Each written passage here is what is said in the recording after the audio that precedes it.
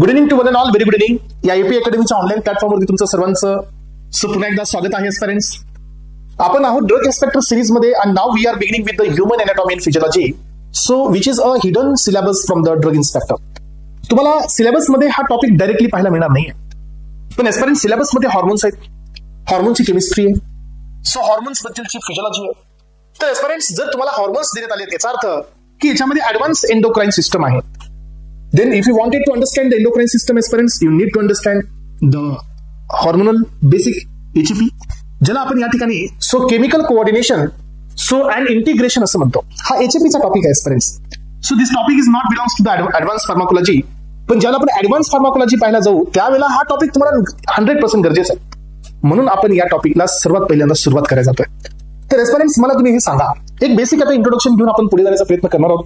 हा टॉपिक तसा खूप इंटरेस्टेड आहे, बेसिक आहे, HEP आहे, त्यामुळे इझिली तुम्हाला अंडरस्टँड होईलच. पण या टॉपिकमध्ये असणारे जे काही कॉम्प्लिकेटेड पार्ट असतील, जसं की आपल्या बॉडीमध्ये सो कॉन सिंड्रोम हा कशामुळे असतो, आपल्या बॉडीमध्ये गॉइटर हे कशामुळे असतं, आपल्या बॉडीमध्ये हायपर अल्डोस्टेरोनिझम म्हणजे काय, हायपोकॅलेमिया, हायपर कॅलेमिया, सो आपल्या बॉडीमध्ये डॉर्फिझम म्हणजे काय, जिगॅन्टिझम म्हणजे काय, तर हे सगळे हॉर्मोन रिलेटेड प्रॉब्लेम्स आहेत.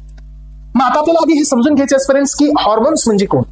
तुम्हाला एक पॉईंट पक्की माहित असायला पाहिजे की आपल्या बॉडीमध्ये फक्त दोनच कॉम्पोनंटला हे इफेक्ट्स आहेत.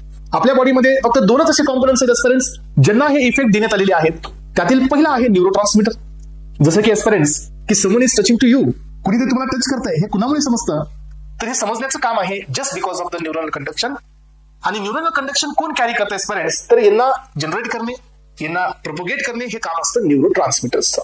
याचा अर्थ आपल्या बॉडीमध्ये सो पहिला इफेक्ट जो आहे क्विक रिस्पॉन्स, टच असेल, हीट असेल, सेन्सेशन्स असतील सगळे आपल्या बॉडीचे, तर हे सगळे न्यूरोट्रान्समीटर्समुळे होतात. याचा अर्थ न्यूरोट्रान्समीटर्सला आपल्या बॉडीमध्ये फिजिओलॉजिकल ऍक्शन आहे.